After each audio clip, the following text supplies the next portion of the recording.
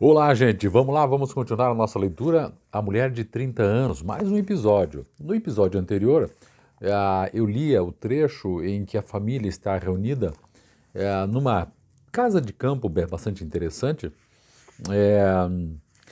lá na região de Versalhes, na França, e a família, e ali daí tem, a gente encontrou aqui a descrição da família. Nós temos aqui então um menino de 5 anos, o pequenininho, depois vem uma menina de 7 anos, depois um outro filho de 13 anos e a filha mais velha. E mais o casal. 6 pessoas então, eles estavam na sala e tudo mais, e aprontando as crianças para dormir e tudo bem, até que nessa casa de campo, frio, alguém bateu na porta de forma bastante desesperada.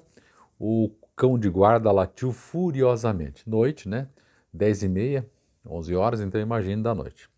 Os criados não estão na casa, os criados todos foram uma festa lá, e então só está a família aqui. Página 157, vamos continuando aqui. O cão de guarda latiu furiosamente. Helena, Gustavo, o general e sua mulher estremeceram. Então Helena é a mais velha, o Gustavo é o menino de 13 anos, o general, né, é o Vitor, e a mulher, a Júlia, estremeceram. Mas Abel, que é o menino de 3 anos, que sua mãe acabava de pentear, e Moína, que é a menina de, aliás, 3 anos, e a menina de 7 anos, não acordaram, estavam dormindo. É alguém que deve estar com pressa, exclamou o militar, colocando a filha na poltrona, a Moína que estava no colo dele. Saiu bruscamente do salão sem ter ouvido o pedido da esposa. Meu amigo, não vá, porque ele queria ver o que estava acontecendo, o que aquela batida lá fora, né? De alguém ali, talvez até pedindo um socorro, alguma coisa nesse gênero. O Marquês passou no quarto de dormir, então o Marquês ele passou no quarto de dormir, muniu-se de um par de pistolas, acendeu a lanterna, atirou-se para a escada, desceu com a rapidez do relâmpago e encontrou-se imediatamente na porta da casa, onde seu filho o seguiu intrepidamente. Então, provavelmente, tinha uma escada, né, que ia lá para fora, para a porta da casa. Quem está aí? Perguntou. Abra, respondeu uma voz quase sufocada por respiração ofegante. É amigo? Sim, amigo. Está só? Sim, mas abra, porque eles estão chegando. Um homem esgueirou-se sob o portal com a fantástica velocidade de uma sombra, logo que o general entreabriu a porta. E sem que este pudesse opor-se, o desconhecido obrigou-o a largá-la, repelindo-a com um vigoroso pontapé, e nela apoiando-se resolutamente como para impedir que fosse aberta. O general, que erguera subitamente a pistola e a lanterna à altura do peito do desconhecido, a fim de mantê-lo em respeito, viu um homem de estatura média envolvido numa capa de peles, com traje de velho, amplo demais, que se arrastava e parecia não ter sido feito para ele. Por acaso, o Prudência, o fugitivo, trazia a fronte inteiramente coberta por um chapéu que lhe caía sobre os olhos. Senhor, disse o general, baixe o cano de sua pistola. Não pretendo ficar em sua casa sem o seu consentimento. Então, senhor, disse ao general, baixe o cano de sua pistola. Não pretendo ficar em sua casa sem o seu consentimento. Mas se eu sair, a morte me espera na barreira. E que morte? Por ela o senhor responderia perante Deus. Peço-lhe hospitalidade por 2 horas. Pense bem nisso, senhor. Por mais suplicante que eu seja, devo ordenar com o despotismo da necessidade. Quero a hospitalidade da Arábia. Que eu lhe seja sagrado. Do contrário, abra, irei morrer. Preciso de segredo, asilo e água. Ó, água, repetiu ele com uma voz que estertorava. Quem é o senhor? perguntou o general, surpreendido com a agitação febril do desconhecido. Ah, quem sou? Pois bem, abra, eu me afasto, respondeu o homem com infernal ironia. Apesar da habilidade com que o marquês projetava os raios da lanterna, só podia ver a parte inferior do rosto, e nada neste rosto advogava em favor de uma hospitalidade tão singularmente reclamada. As faces estavam trêmulas, lívidas e os traços horrivelmente contraídos. Na sombra projetada pela aba do chapéu, os olhos se desenhavam como dois clarões que quase faziam empalidecer a luz fraca da vela. Entretanto, urgia uma resposta. Senhor, disse o general, sua linguagem é tão extraordinária que, em meu lugar, o senhor dispõe de minha vida, exclamou o estranho num tom de voz terrível, interrompendo o seu hospedeiro. 2 horas, disse o marquês irresoluto. 2 horas, repetiu o homem. Mas de repente afastou o chapéu como um gesto de desespero, descobriu a fronte e lançou, como se quisesse fazer uma última tentativa, um olhar cuja viva claridade penetrou a alma do general. Esse impulso de inteligência e vontade assemelhava-se a um relâmpago e foi fulminante como raio, pois há momentos em que os homens são investidos de um poder inexplicável. Vá lá, seja o senhor quem for, estará em segurança sob meu teto, replicou gravemente o dono da casa, que acreditou obedecer a um desses movimentos instintivos que o homem nem sempre sabe explicar. Que Deus o recompense, acrescentou o desconhecido, deixando escapar um profundo suspiro. Está armado? Perguntou o general. Como única resposta, o estranho, mal lhe dando tempo de uma olhadela à sua peliça, abriu-a e fechou-a rapidamente. Estava sem armas aparentes e vestia-se como um jovem que sai do baile. Por mais rápido que fosse o exame, o desconfiado militar viu-o bastante para exclamar: onde diabo o senhor pôde enlamear-se assim com um tempo tão seco? Ainda pergunta, respondeu ele com ar altivo. Neste momento, o marquês percebeu seu filho e recordou-se da lição que lhe havia dado sobre a estrita execução da palavra empenhada.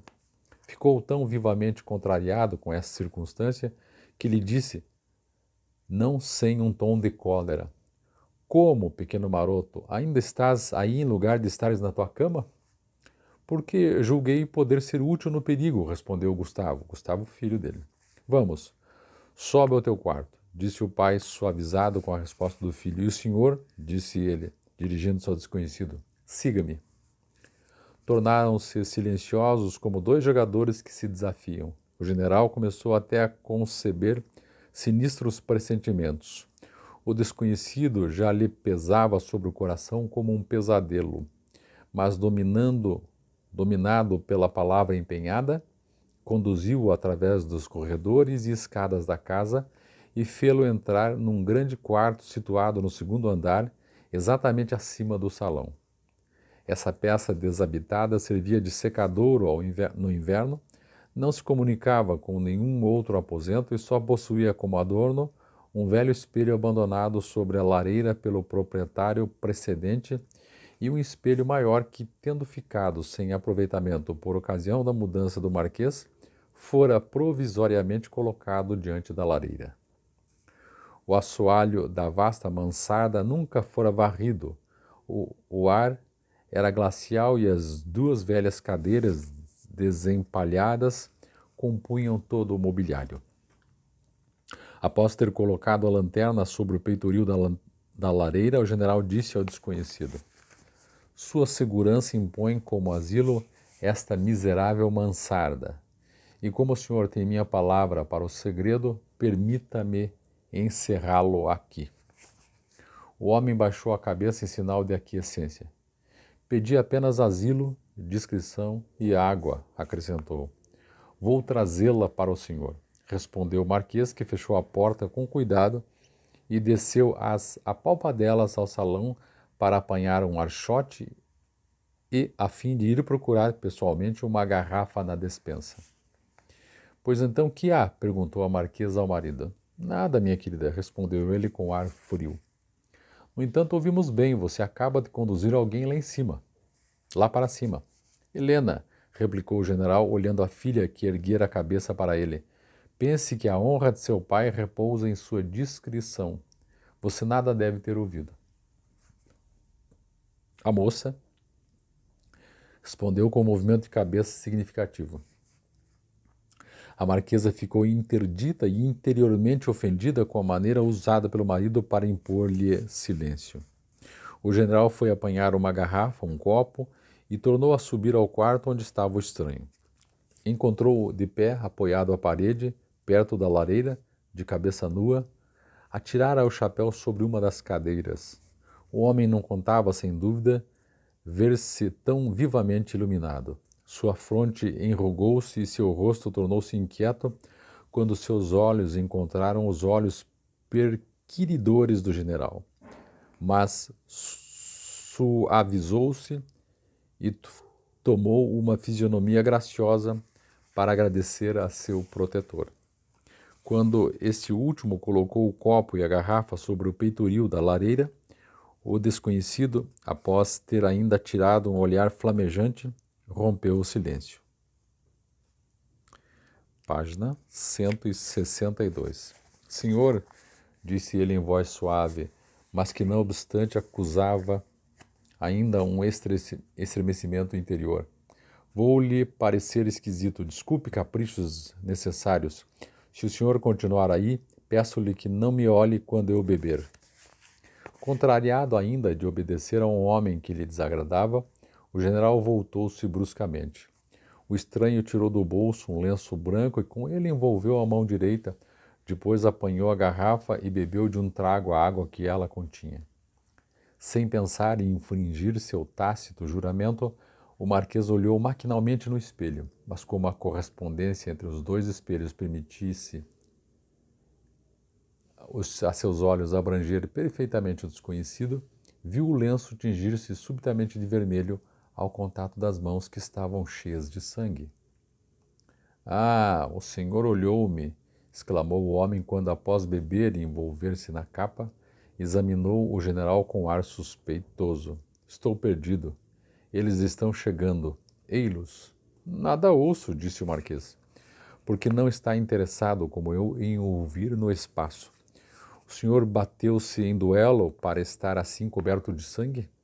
Perguntou o general, bastante emocionado, distinguindo a cor das manchas de que as roupas de seu hóspede estavam embebidas. Sim, um duelo, o senhor o disse, repetiu o estrangeiro, deixando errar sobre os lábios um amargo sorriso. Neste momento, o som de diversos cavalos a galope ressoou ao longe, mas esse ruído era fraco como os primeiros clarões da madrugada. O ouvido apurado do general reconheceu a marcha de cavalos disciplinados pelo regime de esquadrão. — É a gendarmeria, disse ele. Atirou ao prisioneiro um olhar de natureza a dissipar as dúvidas que lhe podia ter sugerido com sua indiscrição involuntária, apanhou a lanterna e voltou ao salão. Mal pousar a chave do quarto de cima sobre a lareira, o ruído produzido pela cavalaria cresceu e se aproximou do pavilhão com uma rapidez que o fez estremecer. Com efeito, os cavalos se detiveram à porta da casa. Após ter trocado com os camaradas algumas palavras, um cavaleiro desceu, bateu rudemente e obrigou o general a ir abrir. Este último não pôde dominar uma secreta emoção à vista dos 6 gendarmes, cujos chapéus bordados a prata brilhavam à luz da lua. — Excelência, disse-lhe um sargento, não ouviu há pouco um homem correndo para a barreira?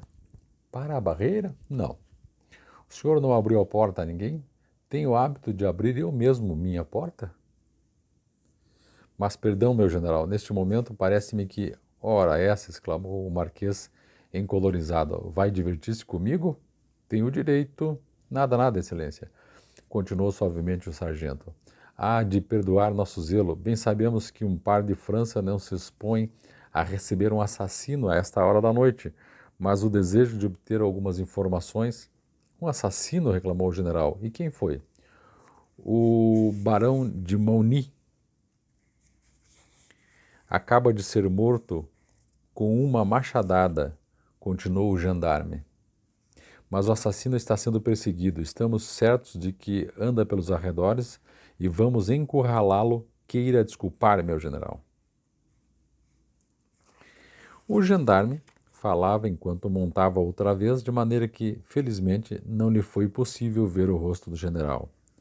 Habituado a tudo supor, o sargento teria talvez podido conceber suspeitas ao ver aquela fisionomia aberta onde se retratavam tão fielmente os movimentos da alma.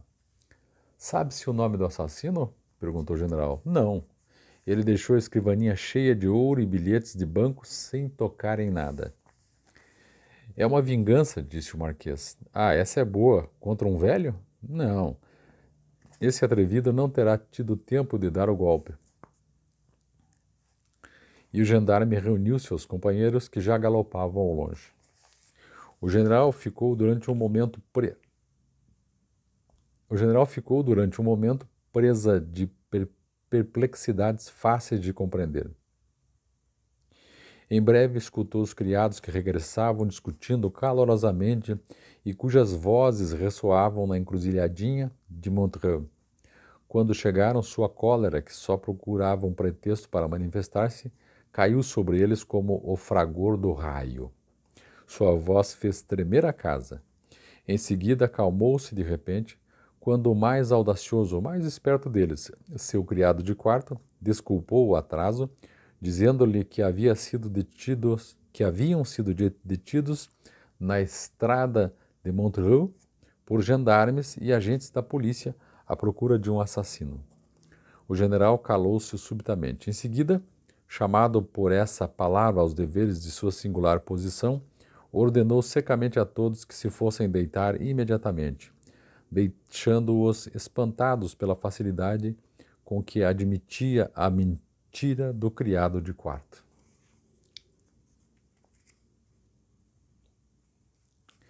Mas, enquanto esses acontecimentos se passavam no pátio, um incidente muito superficial na aparência mudara a situação das outras personagens que figuram nessa história.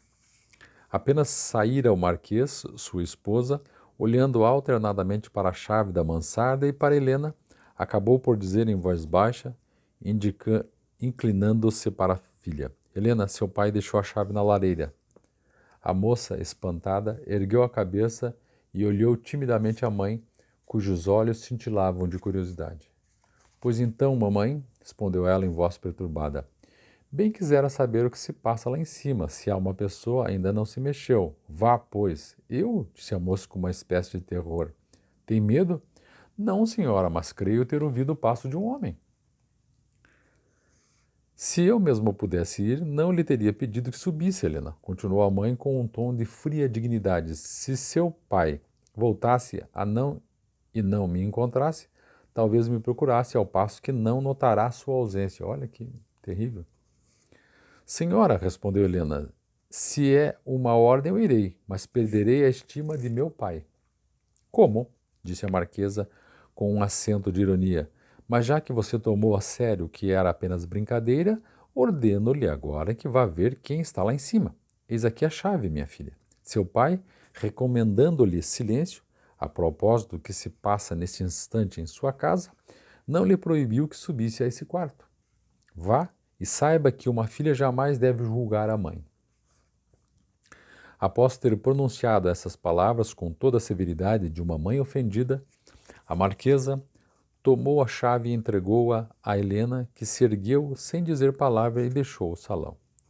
Minha mãe saberá sempre obter seu perdão, mas eu estarei perdida no espírito de meu pai.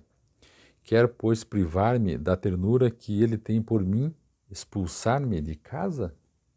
Essas ideias fermentaram subitamente em sua imaginação enquanto caminhava sem luz ao longo do corredor, ao fundo do qual estava a porta do quarto misterioso. Quando aí chegou, a desordem de seus pensamentos teve alguma coisa de fatal.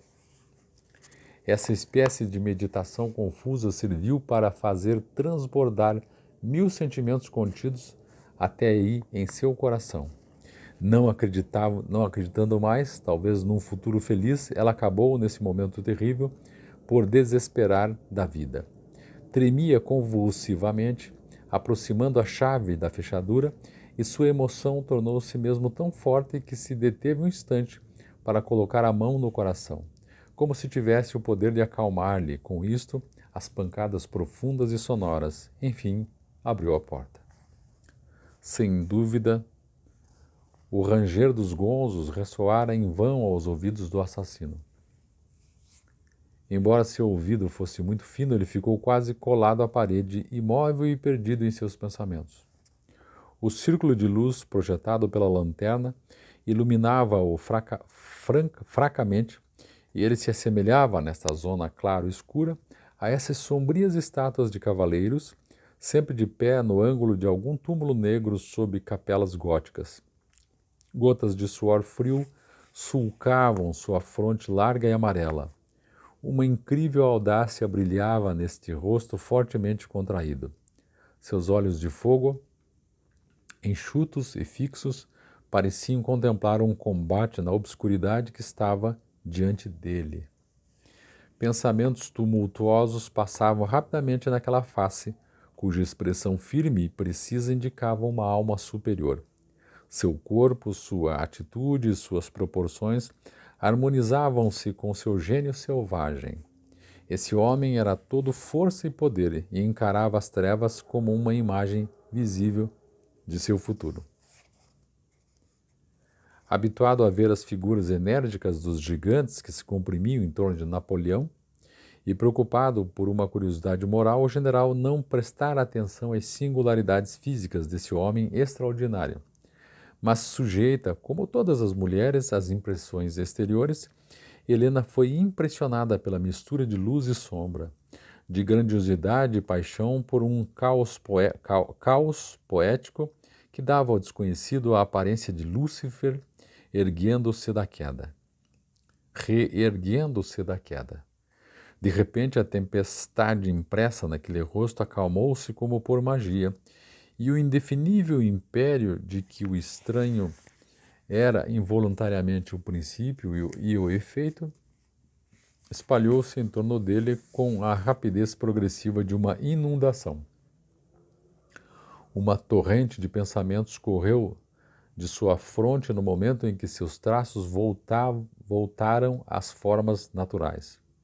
Encantada, fosse pela estranheza daquela entrevista, fosse pelo mistério no qual penetrava, a moça pôde então admirar uma fisionomia suave e cheia de interesse. Ficou durante algum tempo num silêncio impressionante e presa de perturbações até então desconhecidas à sua alma juvenil. Mas em breve, fosse por ter Helena deixado escapar uma exclamação, fosse por ter feito um movimento ou ainda por ter o assassino voltando do mundo ideal ao mundo real, ouvido uma outra respiração além da sua, ele virou a cabeça para a filha de seu hospedeiro e percebeu indistintamente na sombra a figura sublime e as formas majestosas de uma criatura que tomou por um anjo ao vê-la imóvel e vaga como uma aparição. Senhor, disse ela em voz palpitante. O assassino estremeceu. Uma mulher? Exclamou ele suavemente. Será possível? Afaste-se, continuou ele. Não reconheço a ninguém o direito de lamentar-me, absolver-me ou condenar-me. Devo viver só. Vá, criança, acrescentou com um gesto de soberano. Reconheceria mal o serviço que me presta o dono desta casa se deixasse uma só das pessoas que a habitam respirar o mesmo ar que eu. Preciso submeter-me às leis do mundo. Essa última frase foi pronunciada em voz baixa. Acabando de compreender com sua profunda intuição as misérias que despertou essa ideia melancólica, atirou a Helena um olhar de serpente e agitou no coração da jovem um mundo de pensamentos nela ainda adormecidos. Foi como uma luz que lhe houvesse iluminado regiões desconhecidas. Sua alma foi destruída, subjugada, sem que ela encontrasse força para defender-se contra o poder magnético desse olhar, por mais involuntariamente lançado que tivesse sido. Trêmula e envergonhada, saiu e só voltou ao salão um momento antes do regresso do pai, de maneira que nada pôde dizer à mãe. Aqui é interessante que o general, por exemplo, acostumado, né, às batalhas, enfim, um sujeito bastante prático, é estranho que ele tenha recolhido esse assassino em casa, assim, nem conhecia o cara, numa noite, né? Ele simplesmente, imagina, inclusive porque seria muito mais prudente, poderia dizer, não, bateu na porta errada, meu amigo. Ah, mas eles vão me pegar. Paciência, não é aqui que o senhor tem que se esconder. Se esconda no mato, sei lá, vá se esconder no estábulo, corra aí. Mas aqui dentro de casa, não. E pelo contrário, ele fez com que o cara, essa pessoa aqui, entrasse em casa e ficasse lá, expondo a sua própria família, né? Então, essa parte aqui realmente ficou um pouco complicado de entender. Mas vamos lá. É, então a menina subiu para ver o que tinha lá, por curiosidade da mãe, né? E a mãe usou a filha, na verdade, porque se o pai ficasse bravo, ficaria bravo com a menina. Porque ele, claro, não queria que soubesse o que estava acontecendo no quarto de cima, que era esse cara, essa pessoa, esse assassino, estava escondido lá. E voltando um pouquinho antes, você vê que interessante. A polícia lá, gendarme, né? Estava procurando o assassino. O próprio general não entregou o assassino, quer dizer, comprou uma história do assassino, o que é muito estranho, né? Vamos esperar para ver o que vai acontecer no nosso romance aqui. O general, muito preocupado, passeava silenciosamente, os braços cruzados, indo num passo uniforme das janelas que davam para a rua às janelas do jardim. Sua mulher velava Abel adormecido. Moína, estendida na poltrona como um pássaro no ninho, dormitava despreocupada. A irmã mais velha segurava numa das mãos um novelo de linha, na outra uma agulha e contemplava o lume. O profundo silêncio que reinava no salão dentro e fora da casa só era interrompido pelos passos arrastados dos criados que se foram deitar um a um, por alguns risos abafados, algum último eco de sua alegria e da festa nupcial. Depois ainda, pelas portas de seus respectivos quartos, no momento em que as abriam, falando-se uns aos outros e quando as fechavam. Alguns ruídos surdos ouviram-se ainda junto aos leitos. Uma cadeira caiu, a tosse de um velho cocheiro ressoou fracamente, mas em breve a sombria majestade que rompe na natureza adormecida à meia-noite dominou em toda a parte, só as estrelas brilhavam. O frio tomara conta da terra. Meia-noite. Nenhum ser falou ou agitou-se.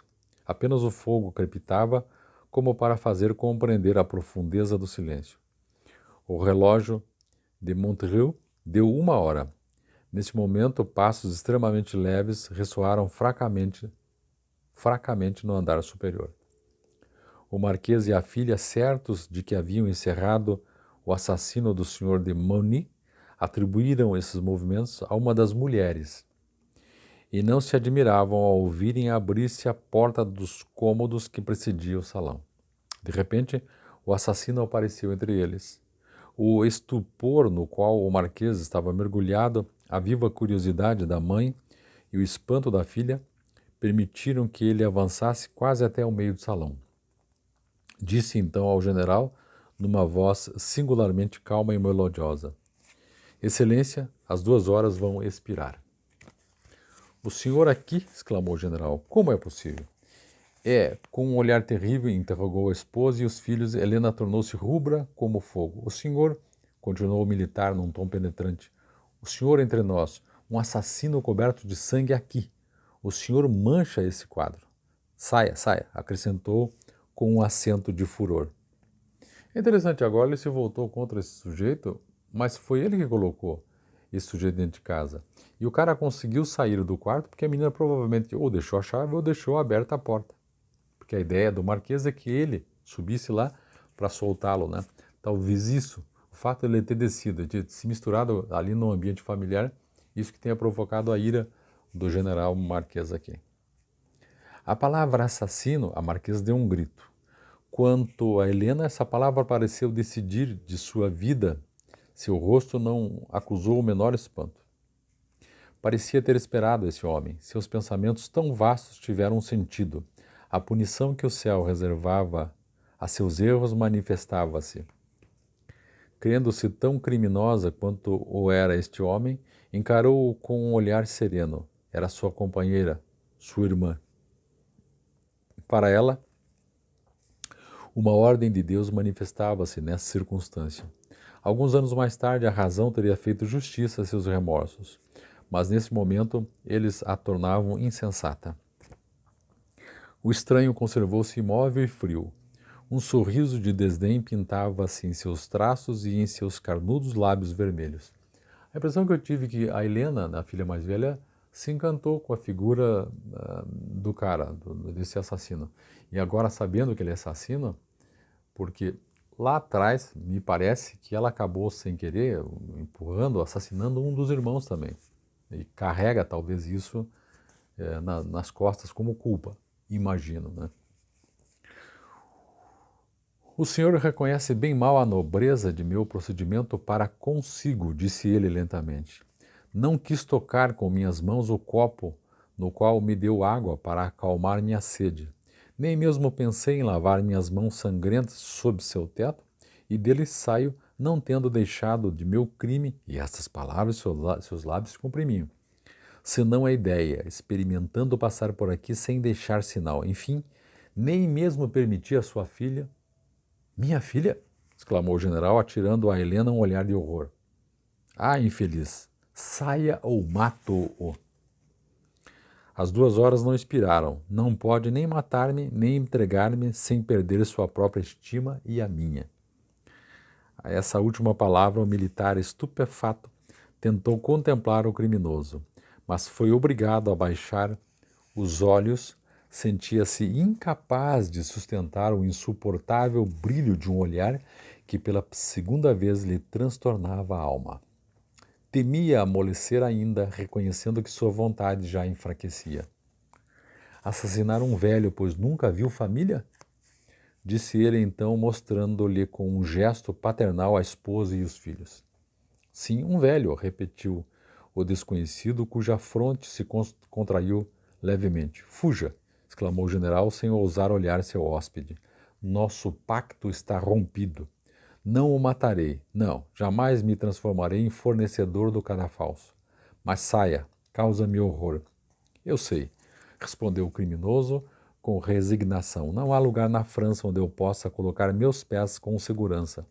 Mas se a justiça soubesse, como Deus, julgar as especialidades. Essa especialidade, na nota aqui de rodapé, é a palavra que Balzac forjou pensando em espécies speculare. Consiste em ver as coisas do mundo material tão bem como as do mundo espiritual em suas ramificações originais e consequências. Se ela se dignasse indagar alguém, o assassino ou a vítima é o monstro, eu ficaria orgulhosamente entre os homens. Não adivinha crimes anteriores num homem a quem acabam de matar com um machado? Eu me fiz juiz e carrasco, substituí a justiça humana impotente. Eis o meu crime. Adeus, senhor. Apesar do azedume que marcou a sua hospitalidade, dela guardarei recordação. Terei ainda na alma um sentimento de reconhecimento para um homem no mundo. Este homem é o senhor. Mas eu o desejaria mais generoso. Caminhou para a porta. Nesse momento a moça inclinou-se para a mãe e lhe disse alguma coisa ao ouvido. Ah! Esse grito escapado à esposa fez estremecer o general, como se tivesse visto Moina morta. Helena estava de pé e o assassino voltara-se instintivamente, mostrando em seu rosto uma espécie de inquietação por aquela família. — Que tem, minha querida? — perguntou o marquês. — Helena quer acompanhá-lo, disse ela. O assassino corou. Uma vez que minha mãe traduz tão mal uma exclamação quase involuntária, disse Helena em voz baixa, realizarei seus desejos. Após ter atirado um olhar de altivez quase selvagem em torno de si, a moça baixou os olhos e conservou-se numa admirável atitude de modéstia. Helena, disse o general, você foi lá em cima ao quarto onde eu pusera? Sim, meu pai. Helena, Perguntou ele com voz alterada por um tremor convulsivo. É a primeira vez que vê esse homem? Sim, meu pai. Não é então natural que tenha intenção de. Se não é natural, pelo menos é verdade, meu pai. Ah, minha filha, disse a marquesa em voz baixa, mas de maneira que seu marido a ouvisse. Helena, você nega todos os princípios de honra, modéstia e virtude que tratei de desenvolver em seu coração. Se você foi sempre Se você foi sempre falsidade até esta hora fatal, então não é digna de saudade. Será a perfeição moral deste desconhecido que a atrai? Será a espécie do poder necessário às pessoas que cometem um crime? Estimo-a muito para supor. Oh, suponha tudo, senhora, respondeu Helena em tom frio. Mas apesar da força de caráter que demonstrava nesse momento, o fogo de seus olhos absorvia dificilmente as lágrimas que lhe rolavam nos olhos. O estrangeiro adivinhou a linguagem da mãe pelas lágrimas da filha e atirou um olhar de águia à marquesa, que foi obrigada, por um irresistível poder, a encarar o terrível sedutor.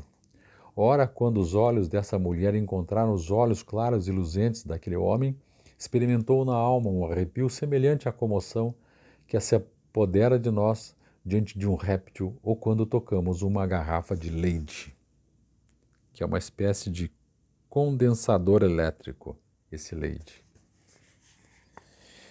Meu amigo, gritou ela ao marido, é o demônio, adivinha tudo. O general ergueu-se para agarrar o cordão da campainha.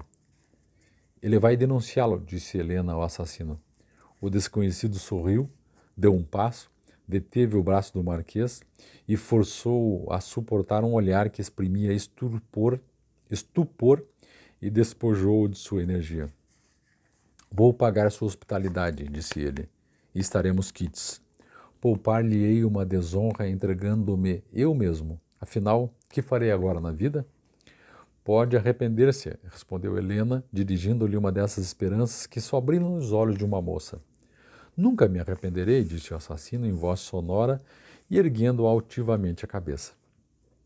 Suas mãos estão tintas de sangue, disse o pai à filha. Eu as enxugarei, respondeu ela. Mas, continuou o general, sem se aventurar a mostrar-lhe o desconhecido, sabe ao menos se ele a quer? Uma situação, assim, para aquela época já é difícil, mas para os dias de hoje pior ainda, né? Ou menos pior, não sei. Mas o general põe um cara que ele nunca viu na vida, que descobre depois que é um assassino, e esse cara atrai a filha, ou a menina se sente atraída pelo, né, diz que quer ir com ele embora. Que papo meio estranho, né? Meio doentio. Mas enfim, vamos lá. O assassino avançou para Helena, porque isso aqui já tinha que ter mandado embora, né? Falou assim, tchau, até logo. E Helena fica. Porque o pai não tem ideia, o general não tem ideia dos rolos lá com a Helena, com a mãe. Pelo menos aparentemente não se fala nisso, né? E ele tem uma ligação bastante forte com a Helena também. O assassino avançou para Helena, cuja beleza, por mais casta e discreta que fosse, era como que iluminada por uma luz interior, cujos reflexos coloriam e punham, por assim dizer, em relevo os menores traços e as linhas mais delicadas. Em seguida, após ter atirado sobre a arrebatadora criatura um suave olhar, cuja flama era ainda terrível, disse, traindo viva emoção: não seria provar-lhe o meu amor e resgatar as 2 horas de existência que seu pai me vendeu, recusar-me ao seu devotamento? Também o senhor me repele, exclamou Helena, com uma entonação que dilacerou os corações. Adeus, pois a todos vou morrer. Que significa isso? Disseram-lhe ao mesmo tempo pai e mãe. Ela conservou-se silenciosa e baixou os olhos após ter interrogado a marquesa com um olhar significativo. Desde o momento em que o general e a esposa haviam experimentado combater pela palavra ou pela ação o estranho privilégio que o desconhecido se arrogara, ficando entre eles, e que esse último havia lançado a perturbadora luz que jorrava de seus olhos, estavam submetidos a um torpor inexplicável. e a razão entorpecida não os ajudava a repelir o poder sobrenatural sob o qual sucumbiam. Para eles o ar se tornara pesado e respiravam dificilmente sem poder acusar aquele que os oprimia assim. Embora uma voz interior não lhes deixasse ignorar que esse homem mágico era a causa de sua impotência. No meio dessa agonia moral, o general adivinhou que seus esforços deviam ter por objeto influenciar a razão vacilante de sua filha. Segurou-a pela cintura e levou-a para o vão de uma janela longe do assassino. Minha filha querida, disse ele em voz baixa, se algum amor estranho nasceu de repente em teu coração, tua vida cheia de inocência, tua alma pura e piedosa, deram-me muitas provas de caráter para não te supor dotada da energia necessária a dominar um movimento de loucura. Tua conduta esconde, pois, um mistério. Pois bem, meu coração é cheio de indulgência.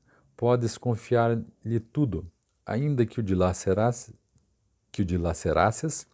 eu saberia, minha filha, calar meus sofrimentos e guardar tua confissão num silêncio fiel. Vejamos, tens ciúme de nossa afeição por teus irmãos ou tua jovem irmã?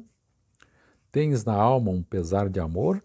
És infeliz aqui? Fala, explica-me as razões que te impelem a deixar tua família, a abandoná-la, a privá-la de seu maior encanto, a deixar tua mãe, teus irmãos, tua pequena irmã. Meu pai, respondeu ela, não estou enciumada nem apaixonada por ninguém, nem mesmo por seu amigo diplomata, o Sr. Van de Ness. A marquesa empalideceu e a filha, que a observava, deteve-se. Esse Sr. de Van de Ness, no fundo, é amante da mãe dela. Mas a menina jogou isso. Não devo, cedo ou tarde, ir viver sob a proteção de um homem? Isso é verdade. Sabemos nós jamais, disse ela, continuando, a que ser ligados nossos destinos? Eu creio nesse homem. Criança, disse o general, elevando a voz, tu nem sonhas com os sofrimentos que te vão assaltar. Penso nos dele. Que vida, disse o pai. Uma vida de mulher, respondeu a filha murmurando. Você está bem adiantada, exclamou a marquesa, recuperando a palavra. Senhora, as perguntas ditam-me as respostas, mas, se o desejar, falarei mais claramente. Diga tudo, minha filha, sou mãe. Aqui, a filha olhou para a mãe e esse olhar obrigou a marquesa a uma pausa. Helena, suportarei suas censuras se as tiver que fazer, de preferência a vê-la acompanhar um homem de quem todos fogem com horror. Bem vê, senhora, que sem mim ele estaria só. Basta, senhora, exclamou o general, só temos uma filha.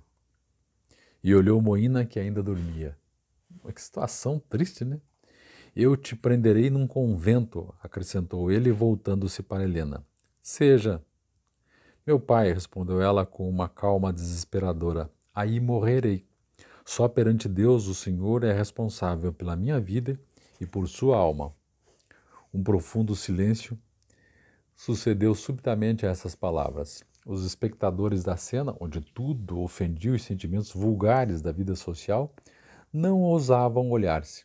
De repente o marquês percebeu suas pistolas e apanhou uma, armou-a às pressas e apontou-a contra o estrangeiro. Ao ruído que fez o gatilho, o homem voltou-se, atirou seu olhar calmo e penetrante sobre o general, cujo braço, relaxado por uma invencível moleza, tornou a cair pesadamente e a pistola caiu no tapete. Minha filha, disse então o pai abatido por essa luta terrível, és livre, beija tua mãe, se ela o consentir. Quanto a mim, não quero ver-te nem ouvir-te. Helena, disse a mãe à moça, pense que acabará na miséria. Uma espécie de estertor partido do peito do assassino atraiu os olhares sobre ele. Uma expressão desdenhosa estava pintada em seu rosto. A hospitalidade que lhe dei custa-me caro, exclamou o general, erguendo-se. Matou, ainda há pouco, apenas um velho. Aqui assassina toda uma família.